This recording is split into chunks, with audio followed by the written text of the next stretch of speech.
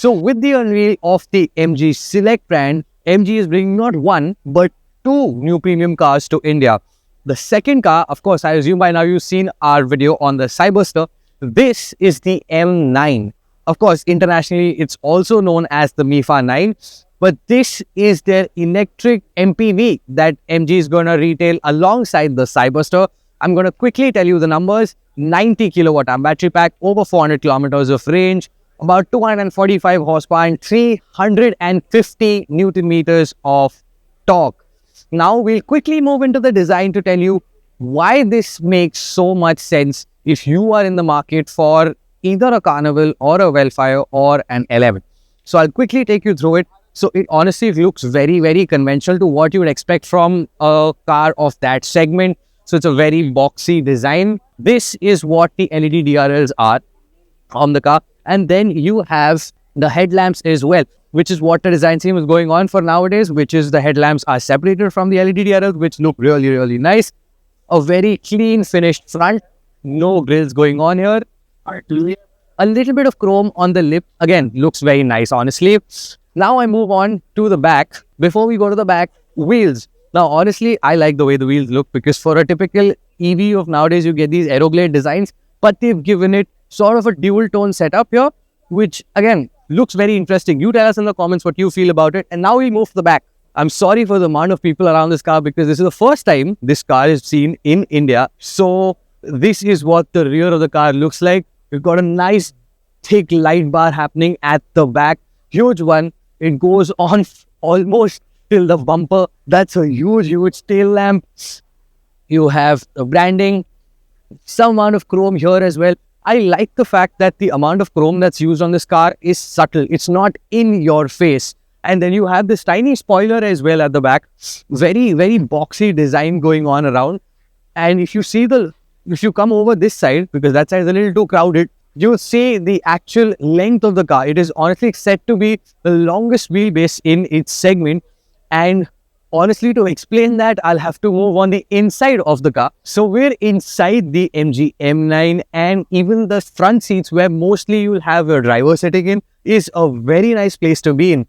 The entire infotainment setup and the driver display is very minimal. I honestly like this setup. I'm not too sure with the sizes, but this is a relatively large display. I'm assuming it's a 12.5-inch display, and there's a tiny display for your driver, which shows you all the data. Again, minimalistic and practical. I really like the way they've gone with this. Everything for AC controls is integrated into this bar here.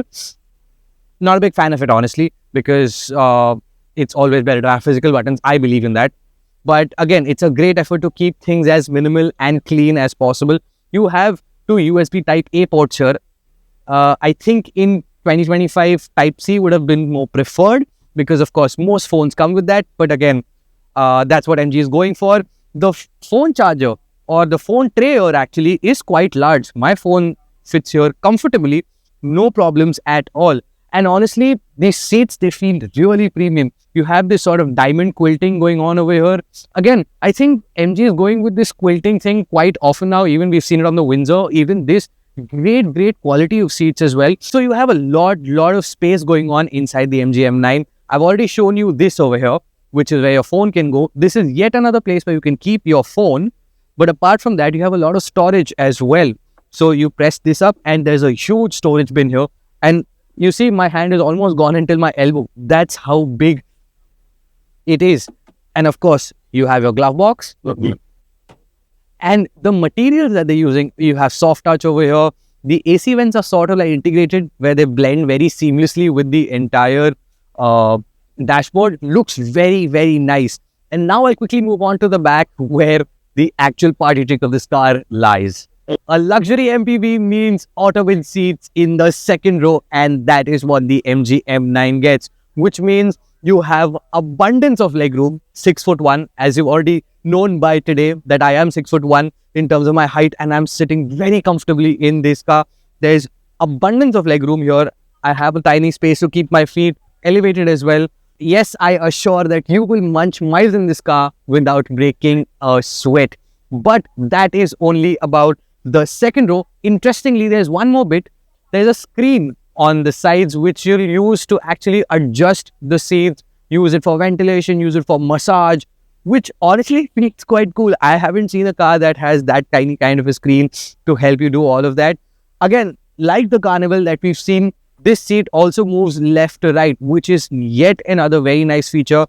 Essentially, that means is this area that you have to go into the third row. Oh yes, by the way, this car has a third row as well. Becomes larger, so you have passengers who are going into the third row. They can effortlessly walk through.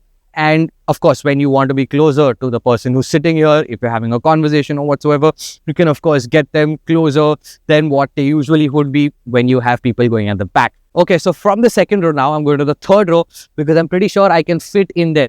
Oh, by the way, this has a sunroof, or rather a moonroof as well, because it has one in the front and one at the back. Now I'm going to move into the third row to tell you you actually have space. So that is the third row. I haven't had so much space in a third row in a very, very long time. There is loads of space here. I can fit here comfortably, and I'm pretty sure if you are doing a very, very long road trip in this car with 6 people, do not worry about it. It's going to be a cakewalk and a half. As you've already seen by now, I've shown you the front row, middle row and the third row. But right after the third row is space to keep your luggage. Unfortunately, you don't have a lot of space here to keep luggage. But of course, and luckily, since these seats are reclining, which means if you entirely recline the seats, you will have literally no space. But if you fold the seats down, you have loads of space. Of course, the seat, the third row is elevated, which is going to be a little bit of an issue. I won't deny it. But honestly, if you want to keep luggage, I see quite a lot of room, especially for 4 people, which is what this car will predominantly be used, I assume. There is a lot of space. And now I'm going to quickly close the boot and we can move to coming down to what we should expect. So the MG M9 EV, as far as MG tells us, is going to be priced far more competitively as compared to its competition, which is the Kia Carnival and the Toyota Wellfire. But of course, only time will tell. But I assume with all the equipment and everything on offer, we should expect this to be priced somewhere. Please do not quote me on this, but I'm still going to give you a ballpark figure, something around the 50 to 60 lakh rupee price point. So electric, 7 seats, ottomans in the middle, not so much space to keep your luggage, a very, very premium looking car. You tell me, would you pick this over the Carnival or the Wellfire? Let us know in the comments, and until next time, Glenton says goodbye.